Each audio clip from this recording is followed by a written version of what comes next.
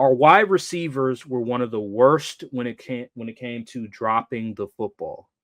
We had three guys, I think, in the top 20 of drop rate. That was Romeo Dobbs, that was Dontavian Wicks, and that was Jaden Reed. So that was another thing that was a problem, was the wide receivers weren't catching the ball when they were open. Or when Jordan Love needed a guy to make a play to help him out, they couldn't do it. So for this season, this is the reason why we got Matthew Golden, because he's fantastic with 50-50 balls. He can stretch the field. He's fast. He's quick. He's a really good route runner. So hopefully with Matthew Golden, he will correct some of those things that the wide receivers were making last year. So the Green Bay Packers, let's get it started, man. Here we go. So the Green Bay Packers, bro. Oh boy. Yes. It's all right. Green and How yellow. long is Christian Watson out for? He always hurt. So Christian Watson, I think he tore his ACL. He might come back. He's actually progressing very well. He's running. I've heard he said that when he runs in a straight line, it doesn't bother him. So he's making a lot of progress. I'm assuming he'll be back towards November, December, which is good, especially when you're a playoff caliber team and you need as many weapons as possible. So as of right now, this is the projected depth chart. We have Romeo Dobbs as the left outside receiver. You have Matthew Golden as the right outside receiver. And then you have Jaden Reed in the slot. And then the offensive line, you bring in Aaron Banks from the 49ers. You have Elton Jenkins as the center. Rasheed Walker is still up in the air if he's going to be the starting left tackle or if it's going to be Jordan Morgan. But either or is an okay option. Then you have Sean Ryan, who's mediocre as the right guard. He's not terrible, but he's not great. And then Zach Tom, who's one of the best right tackles in the NFL. Then you have Tucker Kraft, who I like as the tight end. He can block. He can be a receiver as well. And then obviously Jordan Love, Josh Jacobs. And then defensively, you have Rashawn Gary. You have Kenny Clark. You have Devontae Wyatt, who is going to start this year in place of TJ Slayton, who left. I think he went to the Bengals. That's a big loss because he was number one in run stop win rate as a defensive tackle. But Devontae Wyatt, I think he had a limited amount of snaps last year. He recorded 5.5 sacks. So he was really good for us in the limited amount of time that we had him on the field. Then you have Lucas Van Ness, you have Quay Walker, Adrian Cooper, who has the potential to be a superstar at that position. He was really good last year in the limited amount of snaps that he had. Then you have the free agent signing of Nate Hobbs. He just had a procedure, I believe, on his knee not too long ago. He'll be back before the season starts. Xavier McKinney, Evan Williams. I like Evan Williams. I like Xavier McKinney a lot. And Keyshawn Nixon as the right outside corner. Javon Bullard, he's like a safety, a slot corner hybrid that will play during the nickel. And then you have Carrington Valentine as well, who's also going to start for us. And yeah. So that is the offense. That is the defense. So a couple of things about this team. Oh, yeah. And also I got to talk a little bit about the draft picks as well, because we drafted some guys. We went heavy offense in the draft, which I really like, because last year our offense was kind of a liability in some ways. So we drafted, obviously, Matthew Golden in the first round, which I really loved.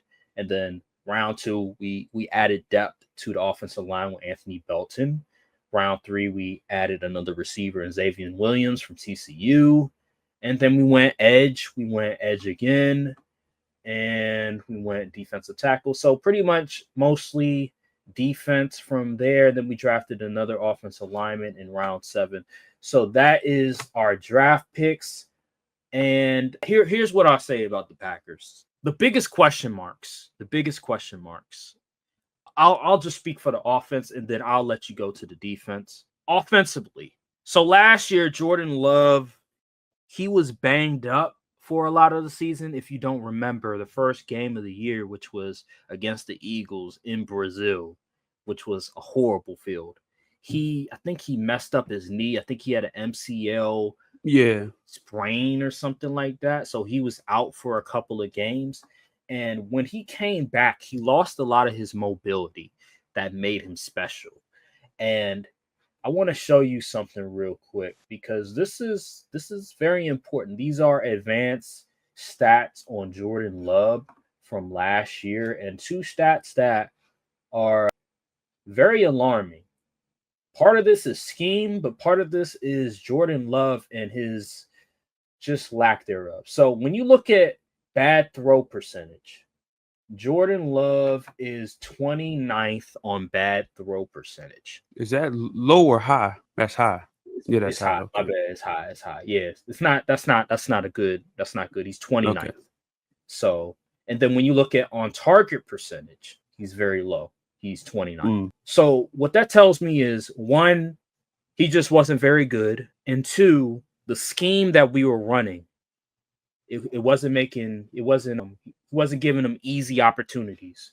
So with Matt LaFleur and the Packers last year, it was a lot of home run plays. It was a lot of routes that took a long time to progress. It wasn't very easy. It wasn't going to be a one read type of play. You know what I mean? Like, he has to go through multiple progressions every single time. And when Jordan Love came back, it was either we're going to run the ball or it's going to be play action. It wasn't a whole lot of easy RPO type plays where it's just like one read, throw it to the wide receiver, throw it to your first progression. It was none of that. And it hurt Jordan Love's accuracy. It hurt Jordan Love, like I mentioned, with those advanced analytics. So with this year, my thing with the Packers is, now that Jordan Love is healthy and now that he's had a full offseason, hopefully to correct some of his mistakes, his mechanics, I want to see Jordan Love. I want to see better play designs that just that gets Jordan Love warmed up. It's not too difficult. He doesn't have to think too much on every play. You're not asking him to do like 7-step drops. It's a 3-step drop. It's a 2-step drop. It's quick throws, quick reads.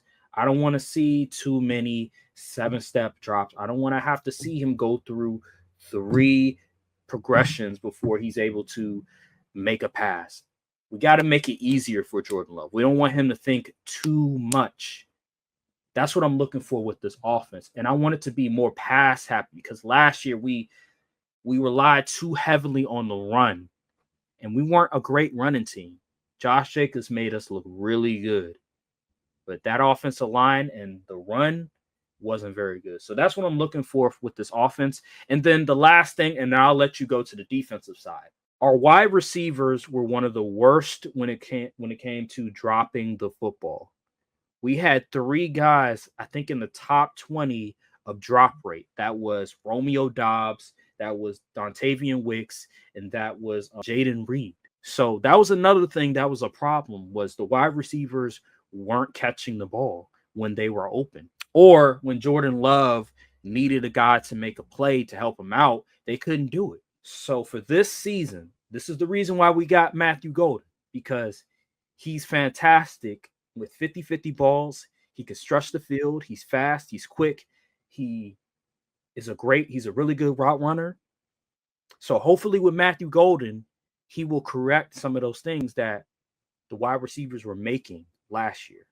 So that's what I'm looking at for this offense. And what's your thoughts on the defense?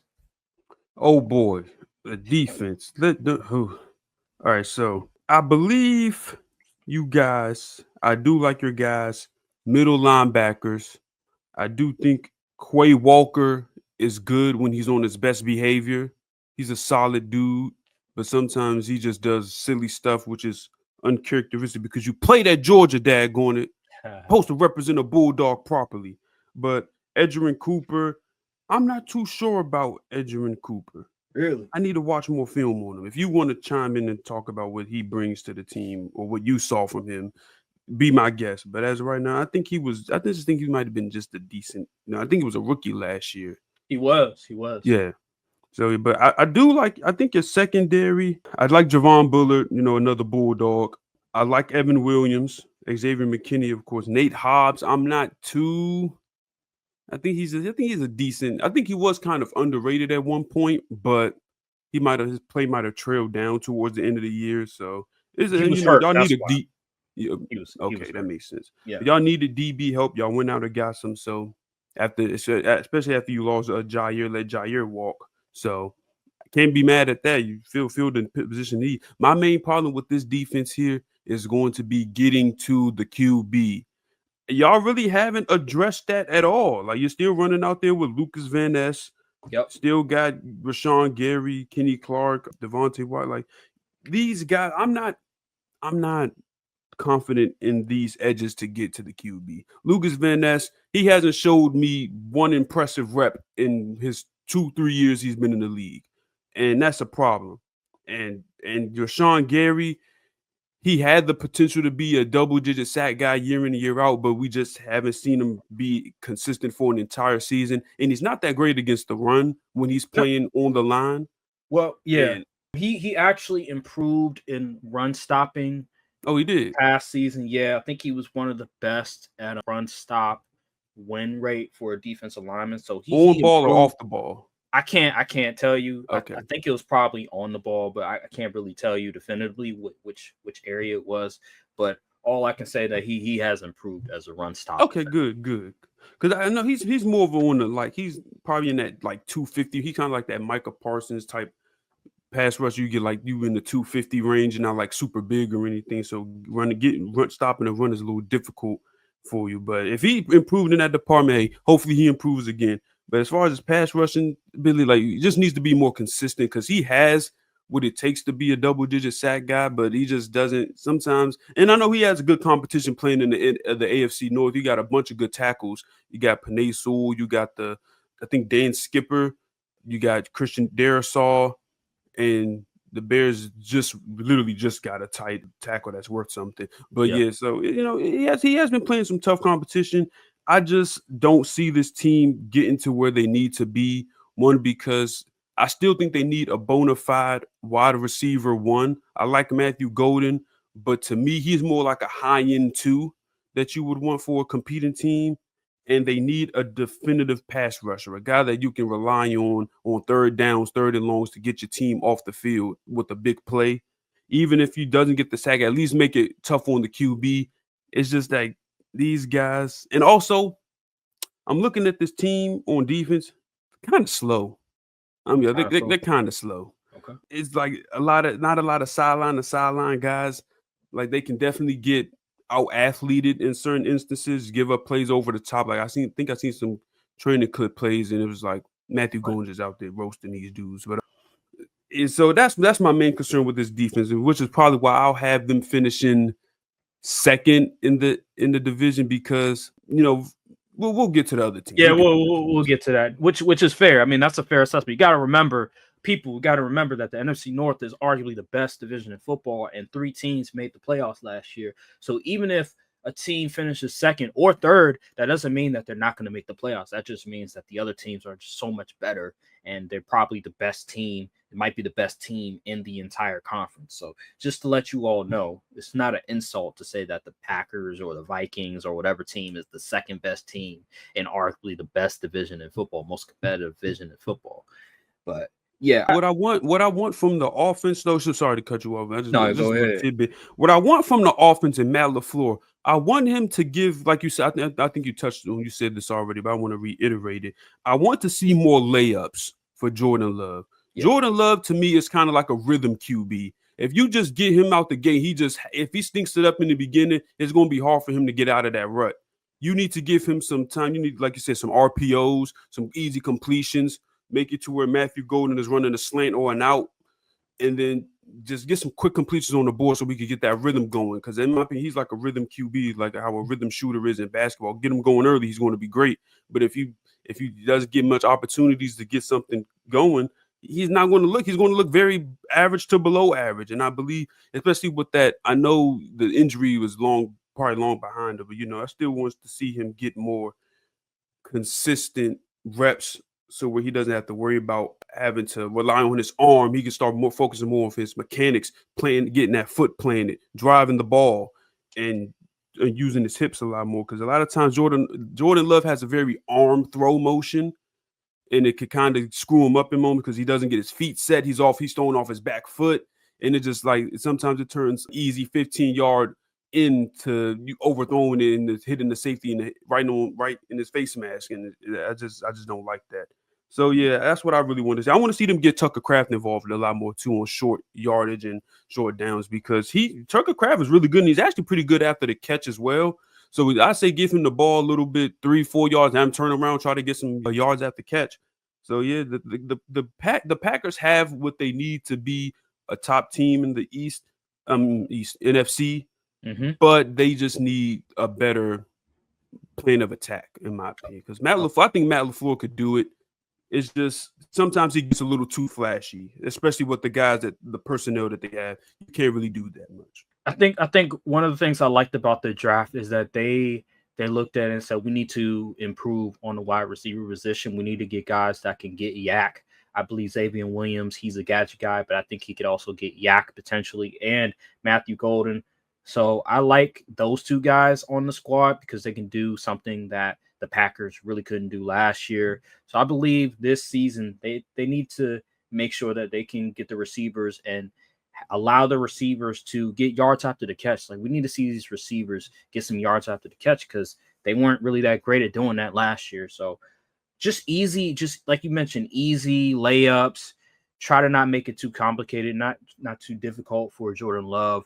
And on the defensive side, here's my thing with the pass rush, because I've been hearing some good things about Lucas Van Ness and Devontae Wyatt. I think with Devontae Wyatt, I believe he can be a good player for this defense, for this defensive line, because last year he had limited snaps and he still recorded 5.5 sacks as a defensive tackle. That's really hard. Defensive tackle getting 5.5 sacks is pretty impressive, especially when you're limited in snaps. So I believe Devontae Wyatt will step up. I haven't heard too much about him during training camp.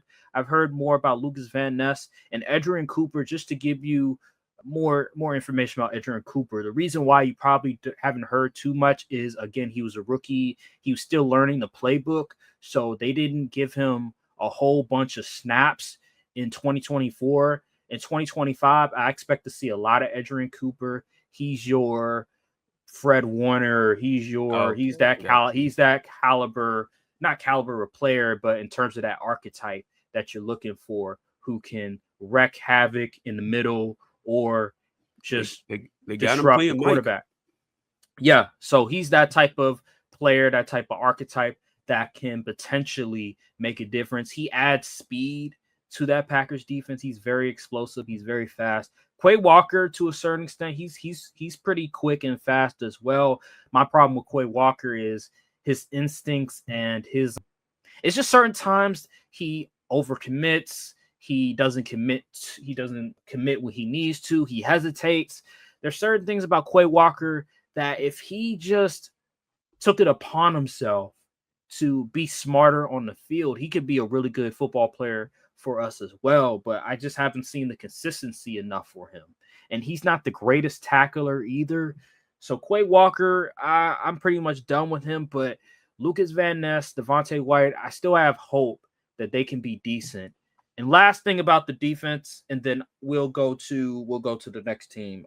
The pass rush as well. I've been hearing about the scheme. Part of the reason why the pass rush isn't generating all these number of sacks or pressures, even though I think we were top 10 in sacks last year. I think it has to do with the scheme as well that I've heard. I've just heard that they commit more to like stopping the run, and then they have the linebackers blitz or something like that.